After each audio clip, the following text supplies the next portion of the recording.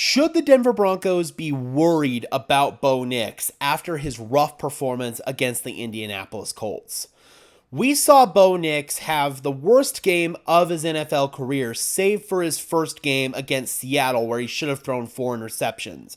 In this game, he threw 3 interceptions, 2 of which were definitely his fault. The second one, Sean Payton was chewing out Courtland Sutton afterwards. It looked like it might have been some issue with the way Courtland ran the route. Bo could have delivered a better ball in that situation, but I'm putting that more on Sutton than I am Bo Nix, just based on Sean's reaction.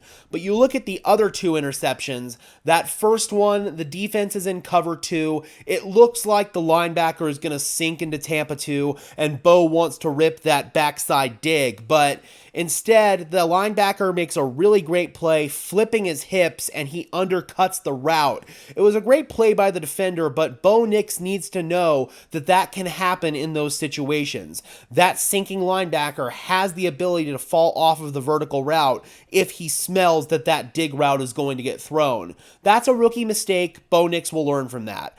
The third interception, he was throwing an outbreaking route to Courtland Sutton. It was a deep outbreaker, and it looked like Bo was kind of forcing it a little bit. The leverage to make the throw just kind of wasn't there. He threw it a little bit too late.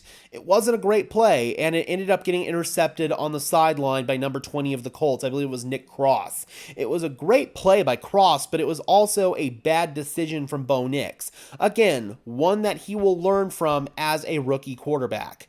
There were other issues from Bo Nix in this game. He was missing guys in structure. He missed Courtland Sutton on a backside dig where we've seen him make that throw so many times before. I don't know if his prior interception maybe spooked him out of it, but we saw him miss that throw. We saw him staring down Sutton, forcing the ball to him. His footwork was inconsistent in this game once again. I still strongly believe that Bo Nix needs to visit somebody like Jordan Palmer or another quarterback guru to help work on his footwork in the offseason. That's more of an off-season fix than an in-season fix, but regardless, Bo Nix did not play good enough. Sean Payton took some responsibility for that in his post-game pressers, saying that he needs to call a better game, but he also made it clear that that first interception was 100% on Bo Nix, and he cannot do that.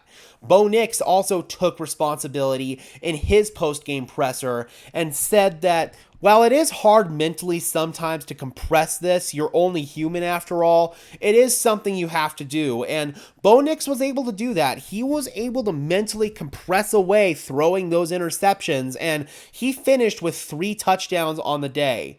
My man Cecil Lammy over on Dover and Cecil on 104.3 The Fan, he put it perfectly in my opinion. He said that Bo Nix had his worst game of his NFL career, in my opinion his second worst, but still, same point, and he still threw for 3 touchdowns and the team won. I can think of some games where Drew Lock threw multiple interceptions. There are 2 that immediately come to mind. That Kansas City Chiefs game in the snow in Denver, and then I want to say the very next game after that against the Las Vegas Raiders on the road. Drew Lock was terrible, and he regressed further and further as those games went on with each interception that he threw.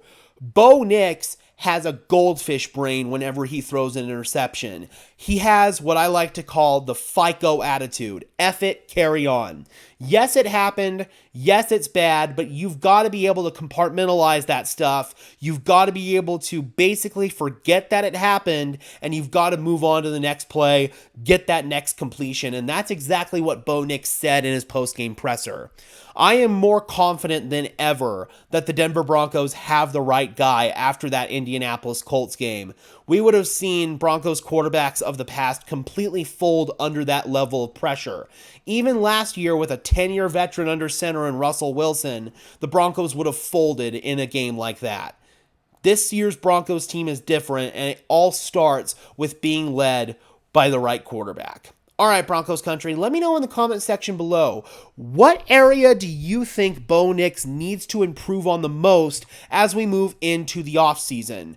And of course, we can't finish this video without talking about the run game not helping Bo Nix out. the run game has been so undependable that Sean Payton has basically supplanted it with the quick screen game. And it's just tough when you can't even trust your run game to pick up 1 yard in a 3rd down and 1 situation. So that's obviously an issue that forces Bo Nix to maybe do a little bit too much out there. But some of these issues are just Bo Nix going through the motions and honestly learning as a rookie quarterback. I want to go ahead and bring in this actually from Robbie NFL. Frankie's filming him do a really fantastic show called Full Field Read over on the Let's Talk Broncos YouTube channel where they break down the All-22. And these guys have been talking about this for a while, how Bo Nix's progression, just like the progression of any rookie quarterback in the NFL, is not linear. You're going to have games like this from Bo Nix. This tweet says, Frankie's film has been hammering home this point for months on Full Field Read, but this game was a classic example of how quarterback development normally looks. Nix has been great down the stretch, but these types of games are still going to be there in the future. Doesn't mean he isn't there yet, and he always bounces back from these games so far, but this is exactly how quarterback development looks. And Bo Nix basically echoed that same point in his post-game presser, saying that this wasn't the first time that he's thrown 3 interceptions in a football game. And because of how long he's played the game and how long he's going to hopefully continue to play the game, this probably won't be the last time he throws 3 interceptions in a game either. But it's all about how you respond, how you shake them off, and how you're able to bounce back after you throw a pick. And Bo Nix has done an excellent job of that so far in his NFL career. And like I said earlier, that is the trait that gives me the most confidence that the Denver Broncos have found a franchise quarterback in Bo Nix. You look at a guy like Josh Allen, for example, after he throws an ugly pick. He doesn't give a crap, man. He's going to throw that ball downfield. I almost cussed right there. He's going to throw that ball downfield, and he's going to continue to make those big plays downfield. Bo Nix has honestly shown that same mindset, that same goldfish brain where I don't care if I throw 3 interceptions in a game. I'm still going to keep pushing that ball downfield. I'm still going to try to put my team in a position to win. You've got to walk the fine line there, of course, of athletic arrogance and just putting your team in a bad spot and just continuing to throw the football into harm's way over and over again. We don't want Bo Nix to turn into the next Jameis Winston, but we also want Bo Nix to continue to be aggressive with the football and be willing to take some of these chances downfield, even after some of them may not work and they end up in interceptions. All right, guys, be sure to leave a like on this video as well as subscribe and ring the bell so these videos appear in your notification feed. I would really appreciate it, guys. Those are both free and easy ways to show your support, helps tell YouTube's algorithm to push us out, and it helps us get seen by more and more members of Broncos country just like you and me. Help us get to 5,200 subscribers today. And until next time, guys, I'm your host, Gage Madrid, saying peace out.